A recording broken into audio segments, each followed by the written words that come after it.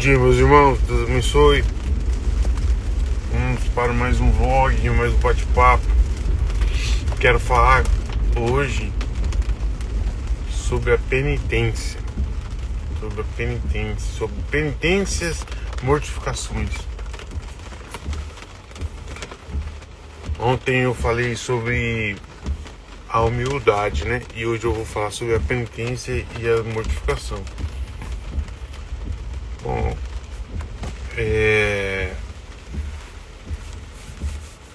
muitas pessoas imaginam a penitência como uma atitude do corpo, né? Então, eu faço um sacrifício com o meu corpo e então é uma atitude corporal, né? Então, eu vou de a pé para Trindade, eu vou fazer uma caravana, vou fazer um jejum, fazer uma abstinência de carne. Então é uma atitude corporal, mas não é bem assim, né? Uma coisa é você fazer um jejum, outra coisa é você fazer uma dieta. Uma coisa é você fazer uma peregrinação pro Divino Pai Eterno. Outra coisa é você fazer uma atividade física. Então, existe uma diferença aí. A penitência, na realidade, é uma ação da alma, não uma ação do corpo. Veja, o ser humano ele é uma mistura de corpo e alma. Na filosofia a gente chama isso de união substancial, porque o ser humano não se separa. No ser humano não se separa o corpo e a alma. Quando acontece a separação, ela é no máximo provisória. Jesus ficou 3 dias com sua alma separada do corpo. Nós ficaremos um tempo também, até Jesus voltar pela segunda vez. Porque quando o Senhor voltar, nós ressuscitaremos de corpo também, né? Assim que nós morremos, nós ressuscitaremos na alma, né? No espírito. Mas depois que Jesus voltar, nós ressuscitaremos também com o corpo, né? Com o corpo glorioso, como aconteceu com Jesus. Jesus é a nossa causa exemplar, né? E então, quando você faz uma penitência, ela obrigatoriamente acontece na alma, porque é uma necessidade para que seja penitência a intenção sobrenatural.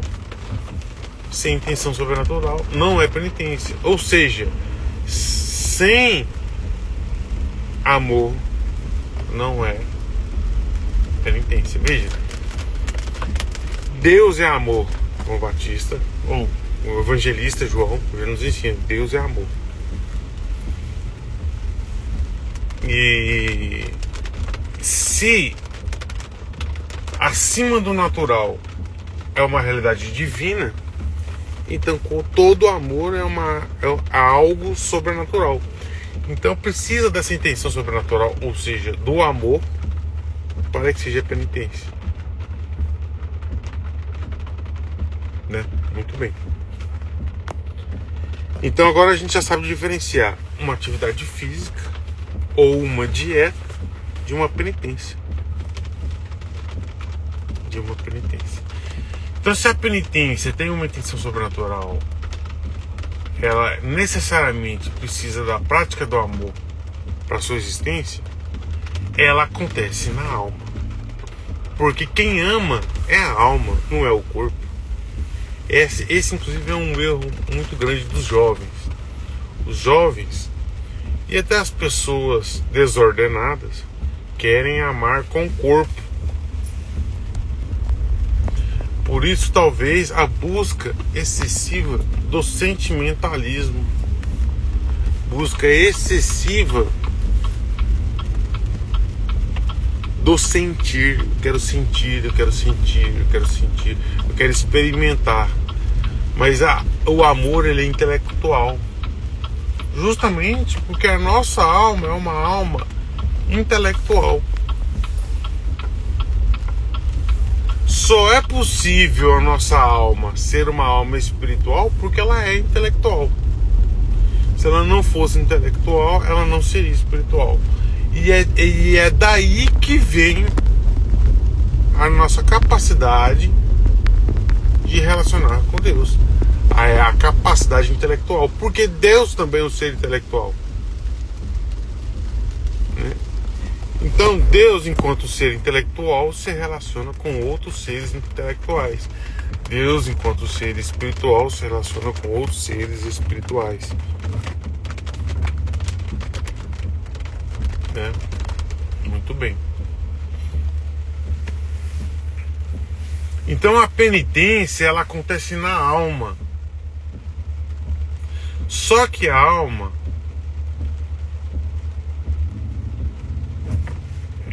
ela tem duas potências. Ou seja, a alma, ela pode coisas diferentes, né? O que é a alma? Vamos conversar sobre a alma. A alma, segundo Santo Agostinho, a alma, segundo Santo Agostinho, é a parte do ser humano que dá vida ao corpo. Vem do latim anima. Então, segundo Santo Agostinho, a alma é a parte do ser humano que dá vida ao corpo. Mas a alma só está viva se ela estiver em Deus. Ou seja, existe a possibilidade da alma que dá vida ao corpo esteja morta. Então a alma sem Deus é uma alma morta. A alma espiritual sem Deus é uma alma morta. A alma espiritual com Deus é uma alma viva. Independente se ela dá vida ao corpo ou não. Existem algumas pessoas que dizem que quando nós morremos, a alma morre junto. Porque é a alma que dá vida ao corpo. Se o corpo morre, teoricamente a alma morre também.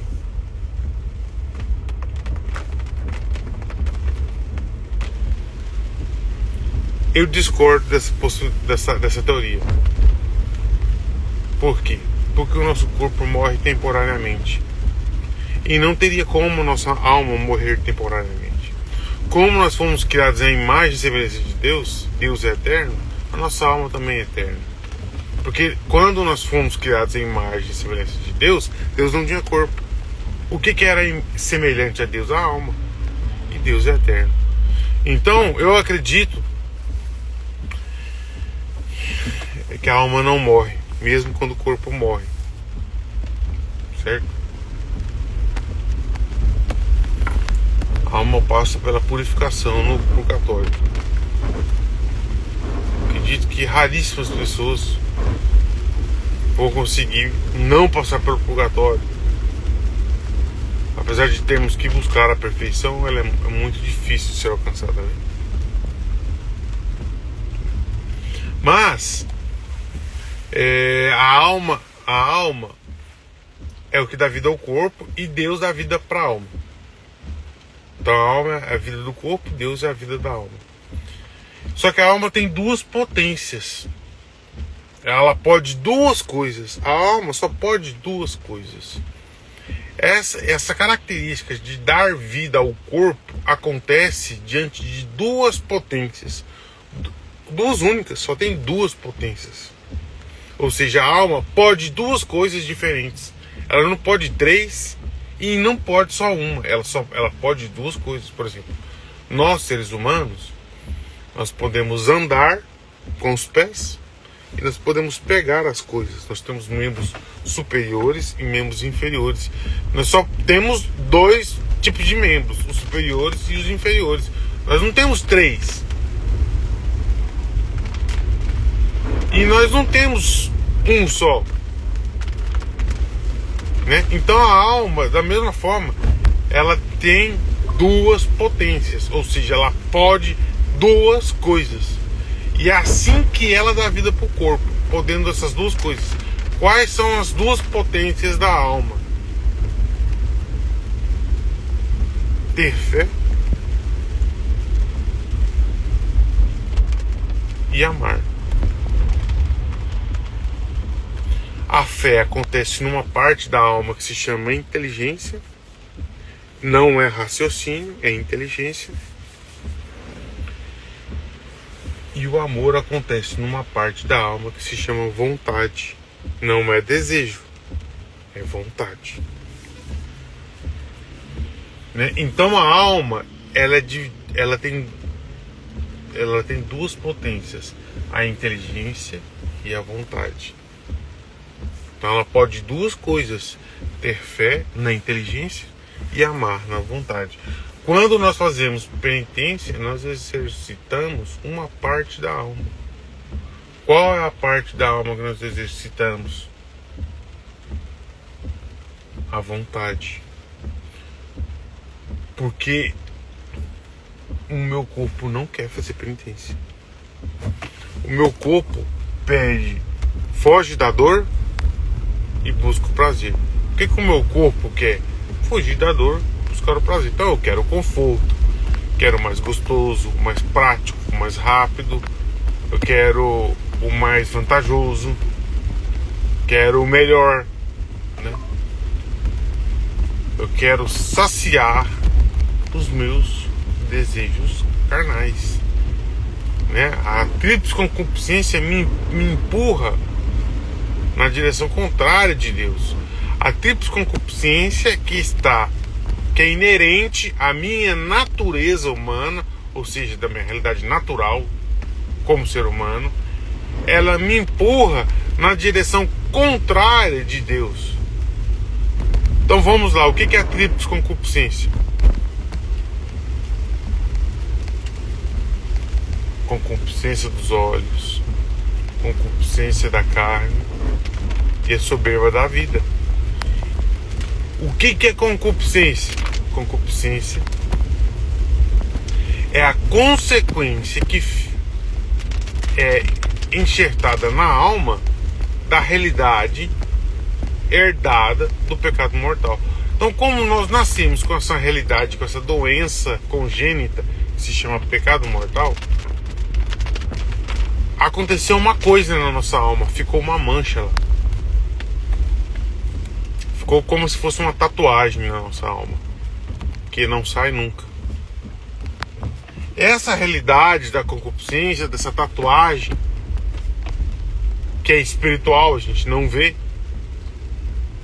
nos move para o mal. E se você fizer uma análise pessoal, você vai ver que você é mau, que você é ambicioso, egoísta, que você é incoerente, hipócrita, que você é orgulhoso, autossuficiente. Você vai ver um monte de coisa feia lá.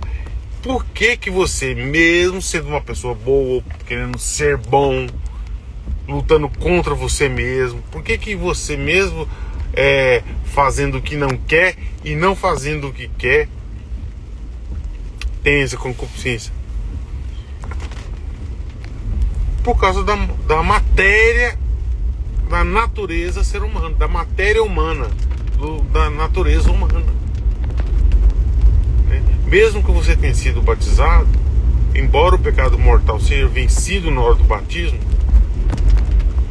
onde abundou o pecado, superabundou a graça, fica aquela tatuagem, aquela consequência do pecado mortal, né? Que é a concupiscência, que é a concupiscência dos olhos, concupiscência da carne, a soberba da vida. Então, o ser humano, ele é inclinado para o mal. Então, o meu corpo, a minha matéria, a minha natureza, quer sempre o mais confortável, o mais fácil, o mais gostoso, o melhor. Então, quando eu faço uma penitência, eu vou sempre contra o que o meu corpo quer, porque senão não era penitência. Senão não era penitência. Só é penitência porque eu vou contra mim mesmo. É que só fazendo um parênteses, a gente pode até entender o uso da liberdade, né? Só é liberdade quando eu vou contra o que o meu corpo quer. Se o meu corpo, se eu atendo às vontades do meu corpo, eu estou sendo obrigado. Aí não é liberdade. Então você vê que ser livre não é fazer o que quer. É justamente o contrário. Né? Por exemplo, um alcoólatra, ele bebe e fala assim: eu bebo porque eu quero, eu que pago minhas contas, eu faço o que eu quiser. Não, você não faz o que você quiser, você está sendo obrigado a beber pelo seu próprio corpo. Um drogado, né? Ele falou assim: eu paro de usar a hora que eu quiser, não consegue. Você é um viciado, você é um escravo da droga. A mulher, né, fala: o corpo é meu, eu aborto se eu quiser. Não, você não aborta se você quiser. Você está sendo obrigada a abortar pelo seu egoísmo, pela necessidade que você tem de facilidade, né? Então só há liberdade quando nós vamos contra nós mesmos. Interessante essa análise, né? E quando você faz uma penitência, por exemplo, você está usando no mais alto grau essa liberdade. Que eu vou tomar um prejuízo em nome do amor. Então você está exercitando a vontade. E a vontade na alma, ela funciona como se fosse um músculo. Quanto mais você exercita aquele músculo, mais aquele músculo tem capacidade de receber a carga. Então quanto maior a sua vontade, maior a capacidade de amar. Né? E daqui nós vemos porque a nossa sociedade está do jeito que está, né? Então todo mundo na nossa sociedade busca o quê? A concupiscência da carne, ou seja, o corpo perfeito, o sexo desregrado, o conforto, a preguiça, a concupiscência dos olhos, a avareza, o egoísmo, né? A ambição e a soberba da vida, a autossuficiência, o orgulho, a vaidade. Então essa é a nossa sociedade, entregue à escravidão.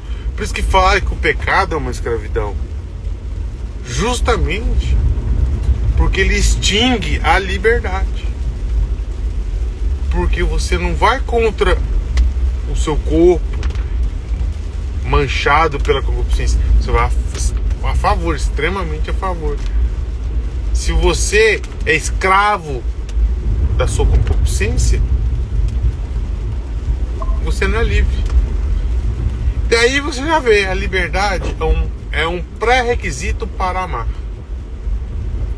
Se você é escravo da sua concupiscência, dessas coisas que eu acabei de falar, concupiscência dos olhos, concupiscência da carne, a soberba da vida, você não ama. Você não ama seus filhos, você não ama seus amigos, você não ama seus familiares, você não ama sua comunidade. Você pode ser apegado, você pode querer bem, mas amar não. Amar não.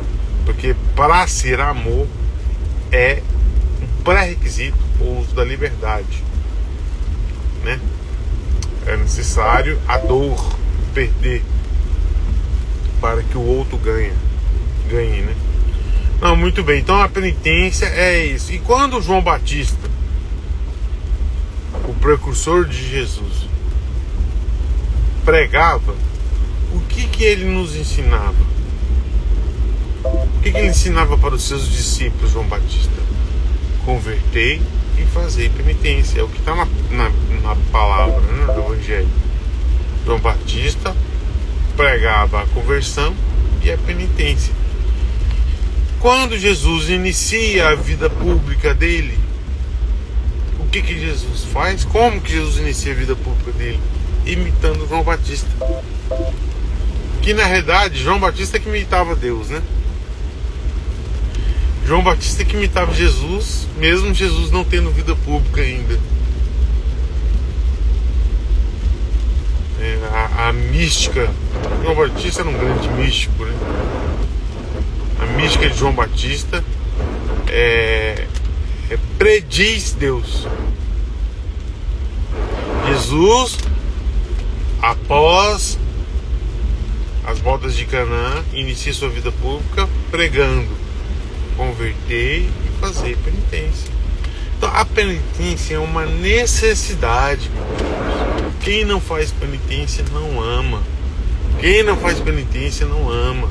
Porque só Deus é amor. O ser humano não pode amar. O amor humano tem um nome, se chama apego. O amor humano tem um nome, se chama apego. Não é amor, é apego. Só é amor se for acima do humano, sobre-humano, sobrenatural. Aí é amor. Se é divino, se você está unido a Deus, você pode amar com o amor de Deus. Afinal de contas, somos imagem e semelhança de Deus.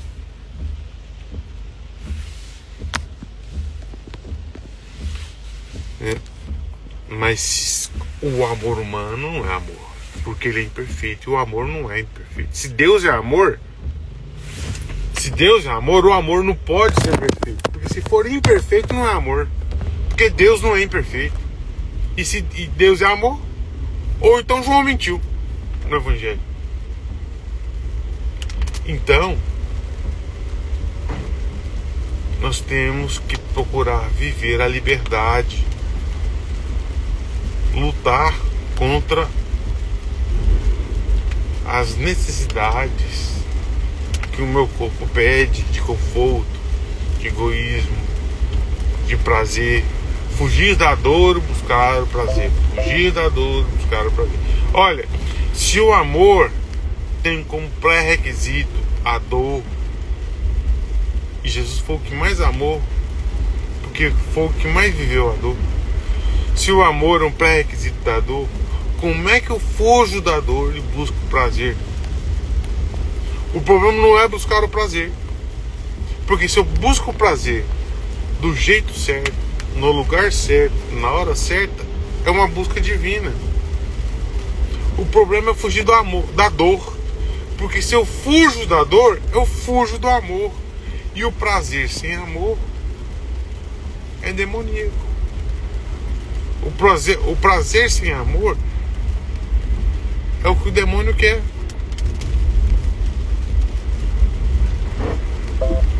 Então o que a penitência faz? Nos dá a capacidade de exercitar a vontade para que sejamos fortes, né? E na nossa vida você vai ser forte na vontade. Eu vou fazer aquilo que eu quero ou aquilo que eu preciso. Não, eu vou fazer aquilo que eu preciso, porque quem manda em mim sou eu. Eu não vou fazer o que meu corpo quer. Eu quero ficar sentado no meu sofá aqui, assistir uma série, 30 episódios, vou ficar o dia inteiro sentado no sofá. Isso é o que meu corpo quer. Mas eu não posso. Eu tenho que estudar, eu tenho que ajudar nas minhas responsabilidades em casa, eu tenho que cuidar do que é meu, tenho que ajudar o próximo, servir na igreja, colocar meus talentos em prática. Eu tenho que crescer espiritualmente, tenho que rezar as minhas obrigações, rezar o rosário, ler o Evangelho, ler a Bíblia, ler a vida dos santos, história da igreja, exercitar, crescer, lutar, né? Quando Adão e Eva pecam, qual que é o destino do ser humano? Sentir a dor do parto, gerar Jesus. Nós vamos sentir a dor e trabalhar para o autossustento da vida espiritual. Então nós vamos ter que trabalhar, sentir a dor, né? Então, na direção contrária do que o meu corpo quer. Então, exercitando a minha vontade, para me poder amar mais. Então, quando você faz uma penitência e depois você se coloca em oração, você sente a sua oração mais forte, mais consistente, justamente porque a sua vontade está fortalecida. E aí nós podemos ir reconhecendo a ação da vontade no nosso dia a dia, a capacidade de amar, né? O que é amar? Amar é querer o céu pro outro, querer Deus pro outro. O que é amar? É querer estar com Deus. O que é se amar? É querer estar com Deus. Veja, uma pessoa que não gosta de oração, não gosta de rezar, uma pessoa que reza 15 minutinhos por dia apenas, essa pessoa não ama, não se ama, né? A pessoa que dá para Deus o que resta, ela não se ama.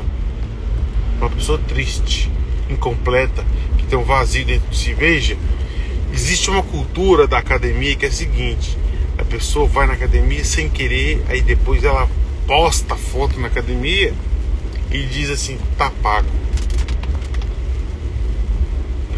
E as pessoas costumam ir na igreja assim: eu vou por obrigação, não queria ir, mas eu tenho que ir, eu vou e depois tá pago. Essa pessoa não se ama, porque ela não quer estar com Deus.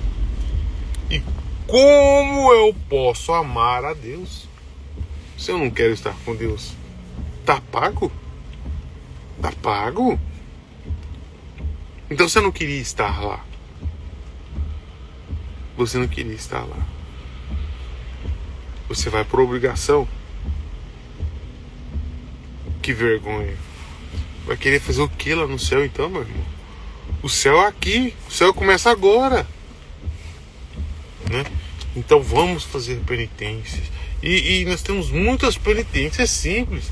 A gente é acostumado a ver a história dos grandes santos que fazem penitências heróicas, mas nós não precisamos fazer penitências heróicas, porque nós não somos heróis ainda, infelizmente.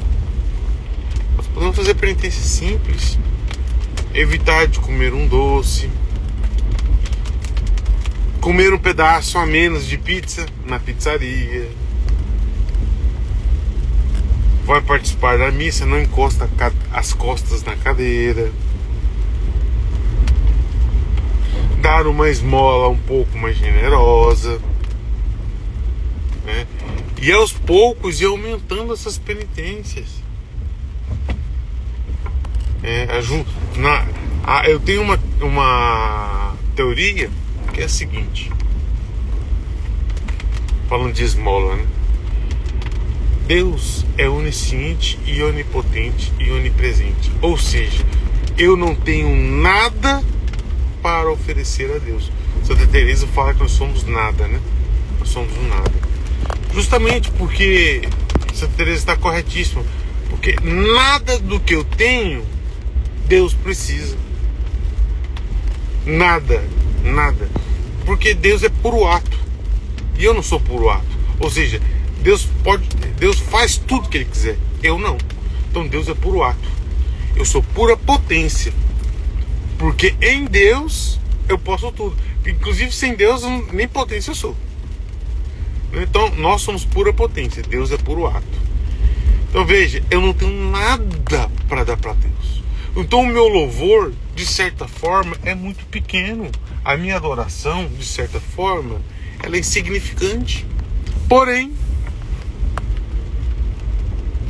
quando eu agrado um filho de Deus, Deus se enche de alegria. Você que é pai e mãe, me diz uma coisa: como você se sente quando alguém elogia, cuida, ajuda seus filhos? Você se sente feliz? Pois bem, o maior ato de louvor a Deus, a maior maneira de fazer Deus feliz, de amar a Deus sobre todas as coisas, é amar ao próximo.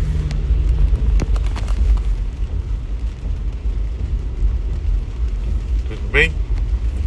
Então, fazer penitência, amar o próximo. principalmente aquele próximo que não é fácil ser amado. Esse aí, se você ajudar ele, ou ninguém ajuda aquela pessoa, você vai e ajuda, pô, Deus vai ficar grato, Deus vai ficar feliz, vai estar amando a Deus. E eu vou te falar, a alegria do Senhor é a nossa força. Vamos fazer Deus feliz. Nós só seremos felizes se Deus ficar feliz. A alegria do Senhor é a nossa força. Se você se encontra fraco, sem força,